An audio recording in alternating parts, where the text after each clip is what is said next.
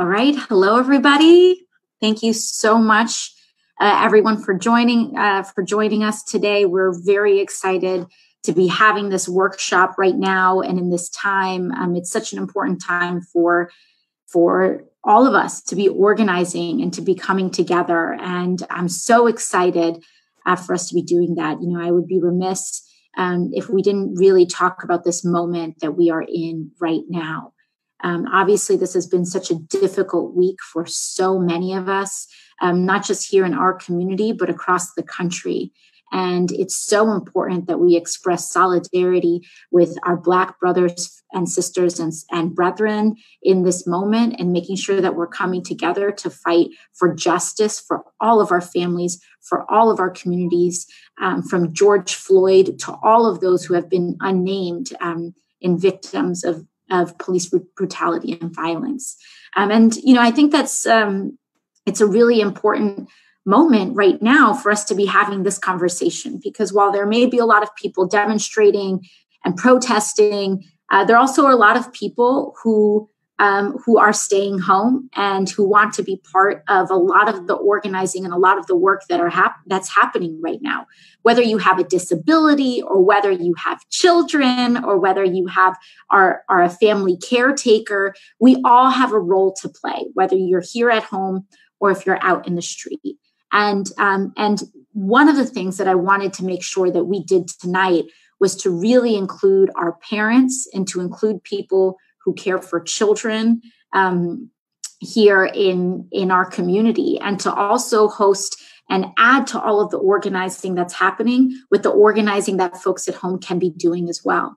So today we're going to be having a really exciting conversation, and I'm so excited because we are joined by incredible mamas and parents and organizers that are fiercely fighting for our children here in our community, here in the Bronx, but also across the state of New York.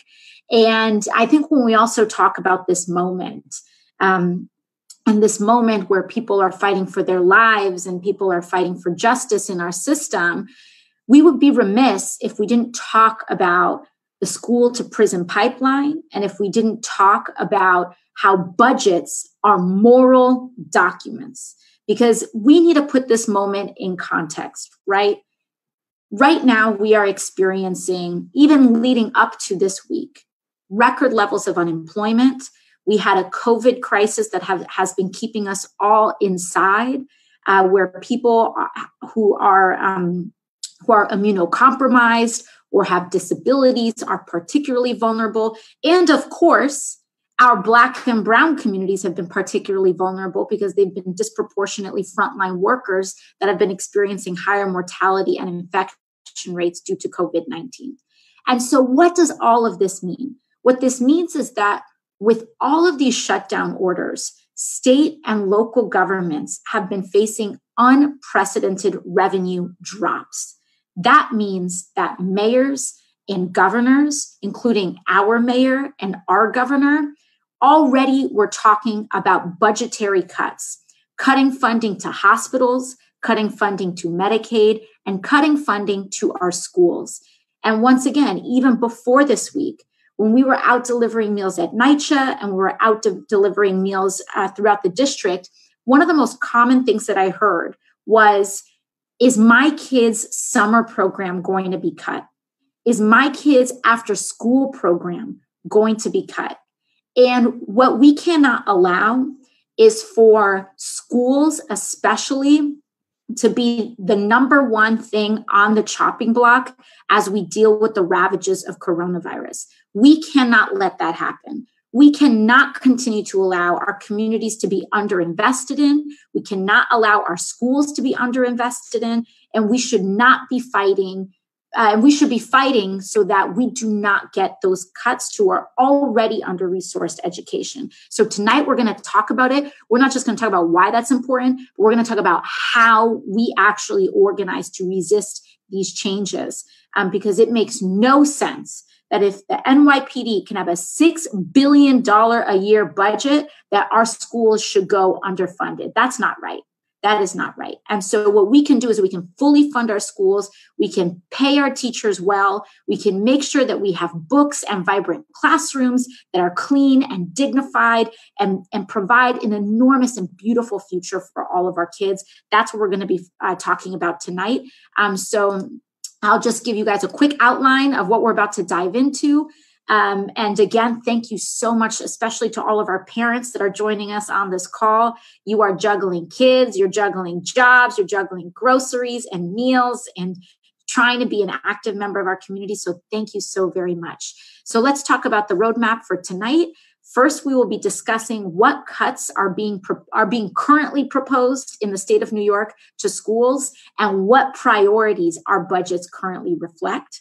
Secondly, we're going to talk about how you can organize the parents in your school. And we've got people that know it better than anybody else. Angela Torres, Julissa Bisono, so many people that are here on the call. Well, I'll introduce everybody.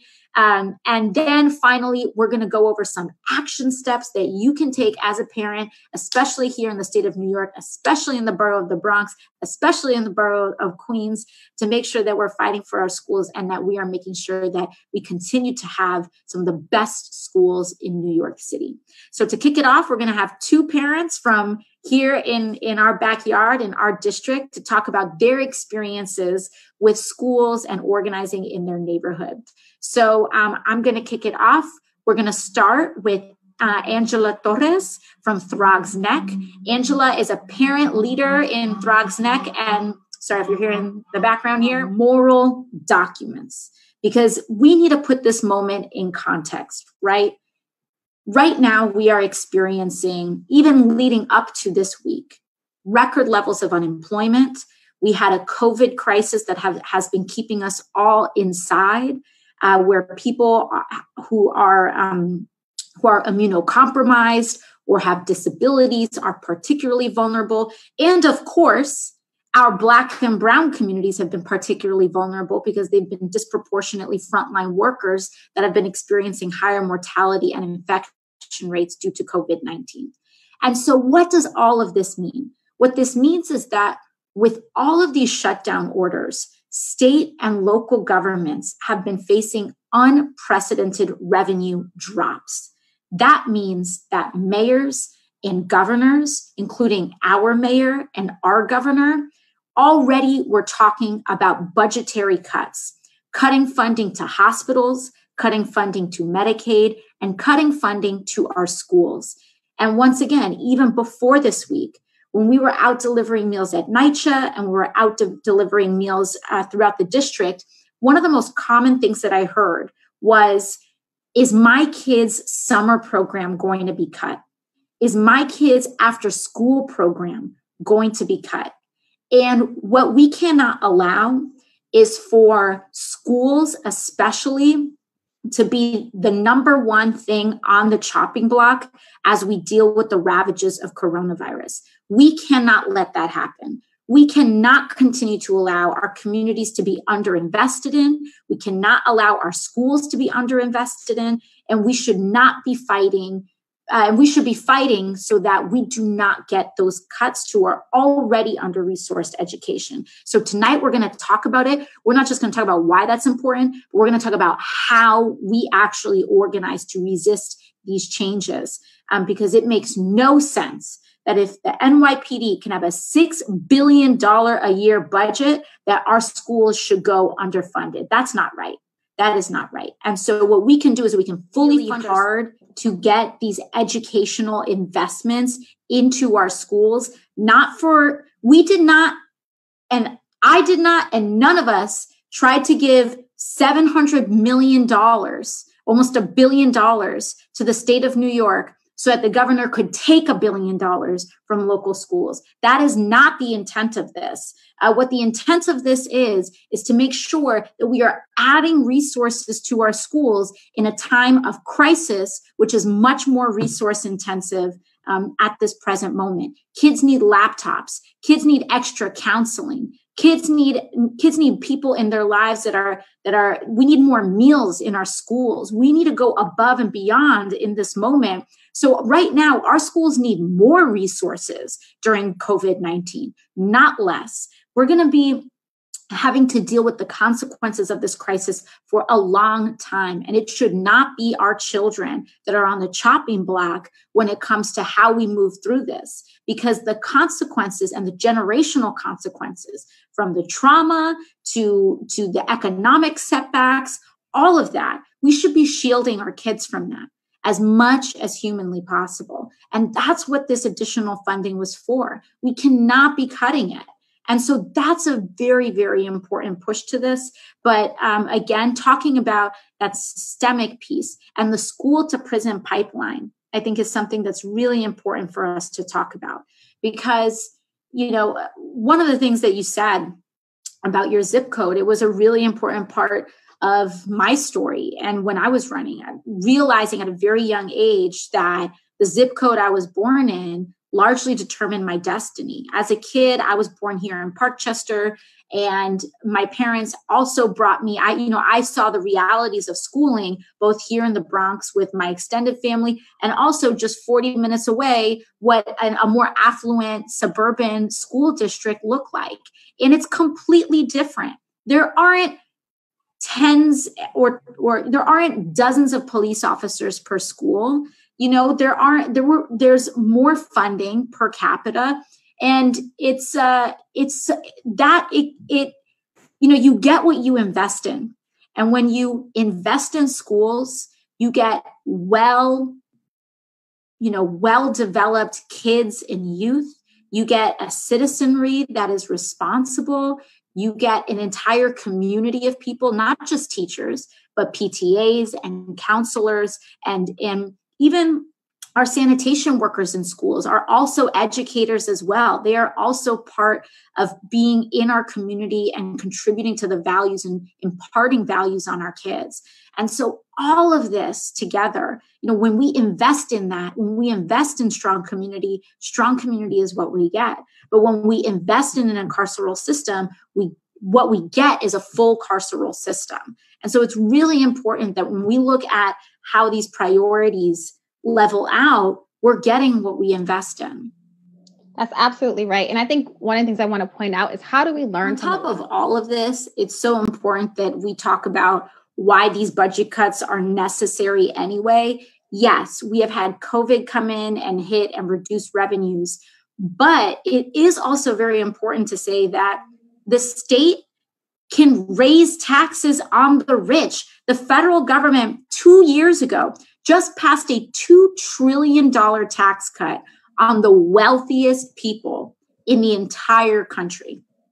And instead of the state trying to reverse some of those cuts and make up some of those cuts on the state level, they decided that they're not going to raise one penny on the billionaires that live here in New York City. And we know New York City is the largest, and it's one of the most affluent cities in the entire United States of America, which is in and of itself one of the most affluent countries in the world.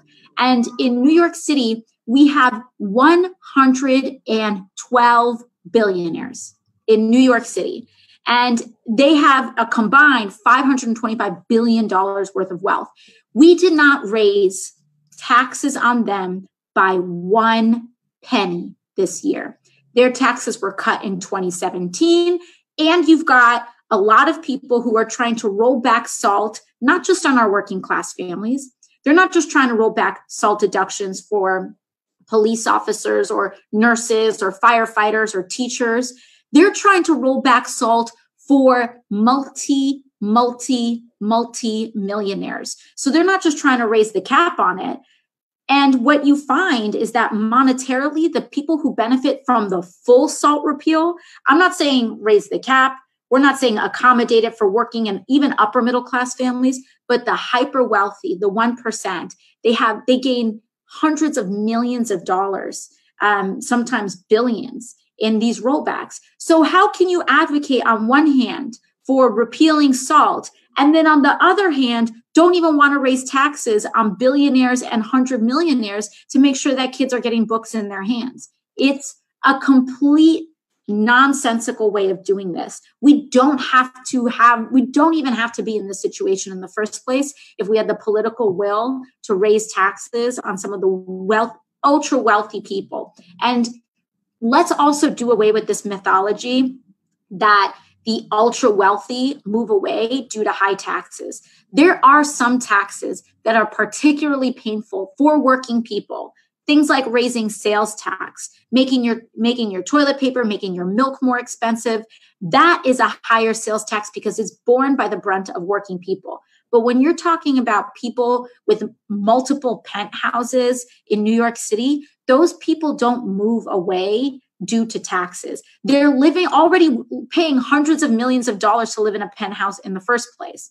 And so we shouldn't be balancing our budget off the backs of children. We should be balancing them on the backs of millionaires that are really taking advantage of housing and all of that here in New York City. And so it's not just about raising any taxes or all taxes. It's about identifying which taxes are targeting working people and which taxes are targeting the ultra wealthy. And that's where that balance needs to be made. Yeah, I think you're absolutely right. And I just want to give a little bit more context to people because these numbers seem so big, right? So like the 112 billionaires of New York have $525 billion in combined wealth. Just to put that in context, the New York state budget is on average is about $178 billion. Our entire state budget is $178 billion. And yet, for the ultra rich, their combined wealth is $525 billion. They are wealthy